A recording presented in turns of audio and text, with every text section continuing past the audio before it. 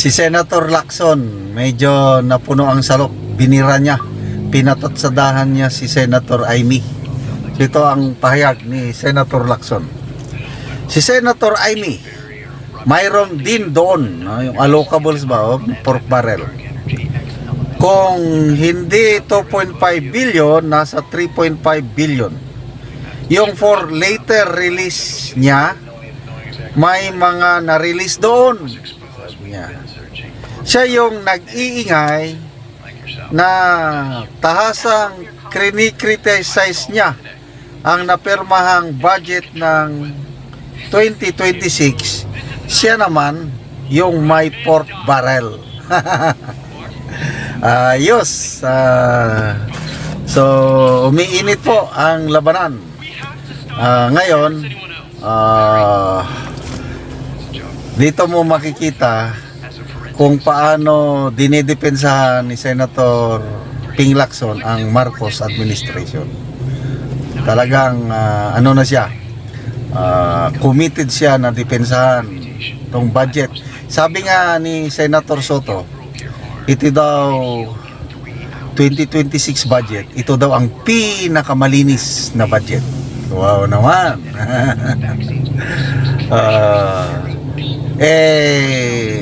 Tinutulig siya ni Senator Amy. Tinawag nga dyan is ang daming soft pork, ang daming giniling. Nag-iba lang ang forma, kailang pork pa rin. So, nung una, itong si Senator Lacson, sinasabi niya, hindi ako pipirma ng yung BICAM, kung yung mga mait, may mga ano siya may mga question siya nung una, but later on, wala na rin, tumahimik na rin. Example, yung mait, 51 billion medical assistance to indigent patients. Bakit kailangan pa na ang pundong ito idadaan mo pa sa mga kongresista? Noong una, ayaw yan ni Senator Lacson. Kaya sabi ko, wow, may pag-asa. Nandyan si Lacson. But later on, na-approve pa rin. Ganun pa rin. Dadaan ka pa rin sa mga mambabatas. Kukuha ka ng guarantee letters. Tanong, pera ba yan ng mga mambabatas? Hindi naman Bakit hindi nila gayahin panahon ng Duterte administration? Wala mang mga guarantee letters. Kung ikaw indigent, sa bawat hospital, private man yan o public, interviewin ka lang ng malasakit center. Pag nakita nila na talagang nangangailangan ka na, wala na, libre na lahat.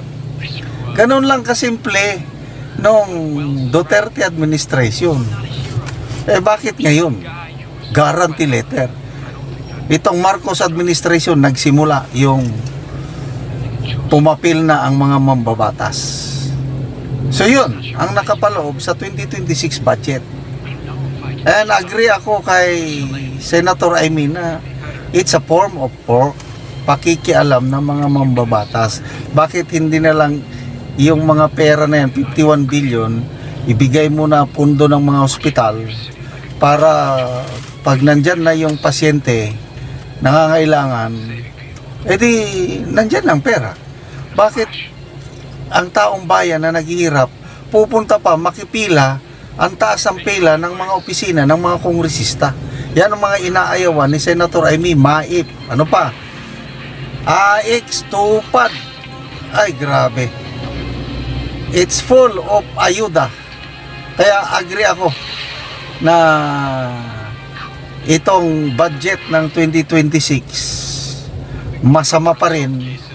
Yan ang nirereklamo ni Senator Amy. At ito ngayon, kine-question ni Senator Lacson. Anyway, that's part of political dahil nasa administration siya, depensahan niya ang administrasyon. Salamat na lang at meron tayong Senator Amy, Senator Marcoleta. Pero sino pa yung ibang senator? I think Senator Bongo hindi pumirma sa ratification. Kasi nga, alanganin, tignan mo itong 2026 budget na pinagmamalaki ng Marcos administration, Senator Soto, Senator Lacson, na pinakamalinis. Yun na, sinampahan na ng kaso sa Supreme Court. Pasalamat tayo kay Congressman Edgar Erese at Congresswoman Laila De Lima, dahil question nila yung unprogrammed allocation amounting to 150 billion. Dahil according to Congressman Erese, nagdesisyon ng Supreme Court na any unprogrammed allocation na stop. Any unprogrammed allocation is unconstitutional. Meron 150 billion. Hindi naman bineto. Kasi ang panawagan ng mga minority congressmen, dapat walang unprogrammed allocation sa budget dahil sources of corruption. Ang Pangulo, may bineto nga siya na 95 billion. Kaya lang yung bineto niya galing din sa kanya. Galing sa kanyang NEP o President's Budget, binito niya ang sarili niyang programa. Anong klaseng natin, Presidente? Ibig sabihin, hindi niya nabasa yung NEP. Pagdating ng bill, yung GAB, hindi maganda ito, tinanggal niya. Yung pala, galing din sa kanya. So yun, sinampahan na ng kaso sa Supreme Court. Salamat kay Congressman Erese at Congresswoman De Lima. Maganda yung ganyan, may mga kumo-question. Sana mag-desisyon na ng Supreme Court yung 2025 budget na sinampahan din ng kaso na maging unconstitutional. Baka anytime from now, didesisyonan na rin yan ng Supreme Court. Lalong sampal yan sa administrasyong ito. Okay, so hintayin natin ang sagot ni Manang Amy dito. Sinasabi na meron din siyang pork barrel. Dakdak tungkol sa budget na manomalya. Senator Amy Marcos, opisyal na pahayag tungkol sa mga hanas ni Senator Ping Lacson sa wish list ko na nanatiling wish na lang. Ito kasi, unang nagsalita si Senator Amy, binabatikos niya yung 2026 budget na ang daming pork barrel pa rin, giniling lang na pork. Ito naman sina Senator Lacson, Senator Tito Soto, pinagmamalaki nila, pinakamalinis daw na budget ang 2026. Binabatikos ni Senator Amy. Kaya sabi ni Senator Lacson na itong Amy, ngak-ngak ng ngak-ngak tungkol sa pork barrel. Siya mismo may pork barrel noong 2025 daw. Meron siyang insertion din sa DPWH. Ito nga yan ang sagot ni Senator Amy. Sabi niya, medyo nakakatawa siya. Lacson ba? Nakakatawa. Di niya alam na lahat yan ay wish list na ibinigay sa DPWH Central Office. Clueless ba siya na kaming mga oposisyon lahat FLR or for later release? Kaya ni isa dyan ay walang naibigay. Zero kaming lahat nila Bongo, Bato at Robin. At malay ko ba sa allocables ng admin sa aming dalawa, hindi ako ang abogada ng Malacanang. So medyo patotsada. Abogado ng Malacanang si Lacson, ganun ba yun? Iba rin bumanat si Manang Amy, no? Ito na ang maganda. Sabi niya, parang masyadong gigil itong si Senator Ping sa akin. Baka makipagsabunutan. Sure akong talo ako dyan. Maganda itong banatan nila ng dalawa na dala pabiro ko minsan. Okay, tingnan natin yung DPWH na mga, anong tawag yun? Cabral file siguro. So, dito, makikita mo na talaga pala, itong mga lawmakers, nagsasubmit ng kanilang gustong project sa DPWH. So, in charge yan si late Jose Cabral. So, ito, inamin ni Senator Amy na meron siyang isinubmit. Kaya lang, dahil opposition sila, walang na-release ni isa.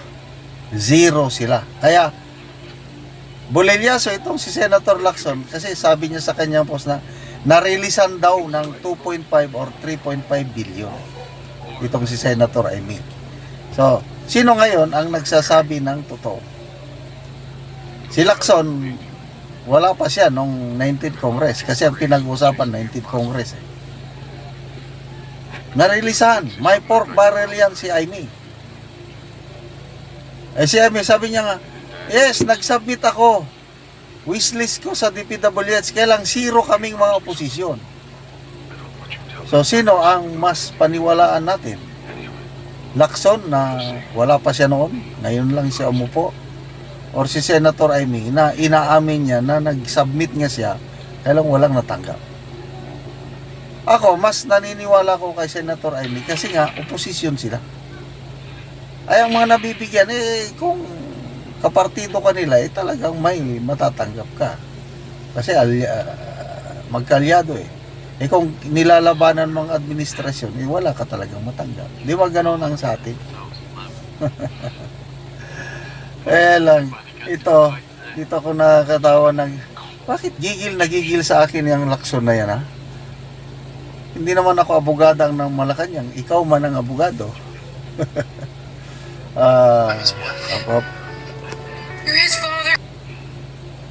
So, mas lalong tumibay ngayon ang perception ng iba na itong si Senator Lacson nagiging spokesman or abogado na ng Malacanang. Depensa todo. Sabi nga ng may nabasa kong post, statement ni Lacson na mabait talaga si BBM, sabi niya. Parang parehas lang kami. Nakikita ko ang sarili ko sa kanya. Kaya lang, problema, inaabuso siya ng mga nakapalibot sa kanya.